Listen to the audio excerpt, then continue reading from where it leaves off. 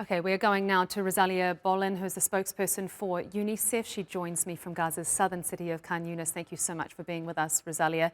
So I want to ask you first about the issue of aid. We're hearing differing accounts on whether the trucks are getting in, whether they are being delayed. We heard from a driver of a truck who said that he waited for up to a month before being able to cross the border.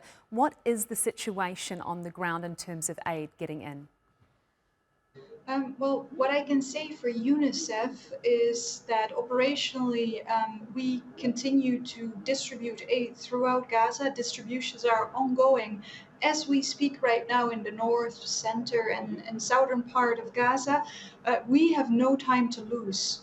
The needs of children in Gaza are absolutely staggering, and despite the ceasefire, the vast majority of children still continues to live in very squalid conditions that directly threaten their lives. So the UNICEF has been able to scale up supplies, to bring in supplies, things like hygiene items, soap, sanitary pads, medical items, vaccines, medical disposables, nutrition supplies, warm clothes for children, tarps. We have been able to bring that in, and we are distributing that.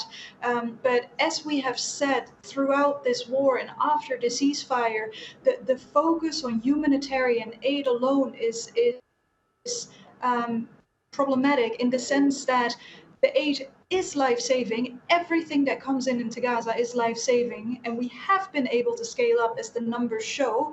But humanitarian aid on its own is not going to be able to sustain a population of more than 2 million people who are in very, very dire need. Families today, they still need everything. The ceasefire hasn't dissolved their needs. There are immense challenges that persist in terms of access to shelter, access to water. Those need to be addressed, and we need the ceasefire to last so that we can scale up further. But in parallel, we need the private sector to come in. We need early recovery and reconstruction to happen. Imagine that you yourself, you're displaced, you've lost your home, you've lost everything, and then humanitarians like UNICEF give you a box with hygiene supplies, with shampoo, soap, wet wipes, disinfectant. From another organization, you get food supplies, you get a box with food items. How long is that going to last you? And as long as you don't have a roof over your head and you don't have protection from the very, very cold weather here in Gaza, it's winter here right now too, that's not going to get you very far. Humanitarian supplies aren't for long-term planning.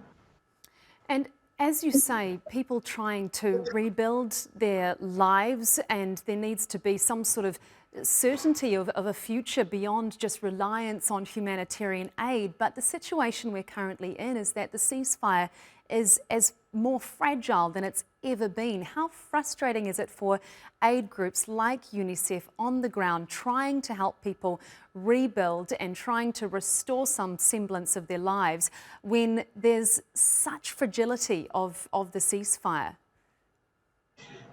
It is absolutely one of the most frustrating environments to work in as a humanitarian, because the needs are just so incredibly high, but also because of what we just discussed, that humanitarian supplies are for the short term only. Interestingly, when I speak with parents, and also when I speak with children, really, something that everyone mentions is the need for children to go back to school. Parents are very frustrated and they are desperate because they can't provide for their children. There's not enough food. They don't have proper shelters to protect their children from the cold.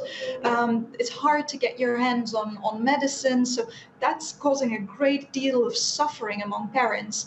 But the thing that really stresses them out, they tell me, is the fact that their kids have been out of school for 1 year and a half, and there's no prospects of these children returning anytime soon. So these children have lost over 1 year and a half of learning. They already had accumulated quite a lot of learning delays because of COVID, because of other escalations before this war that had meant that they couldn't go to school either.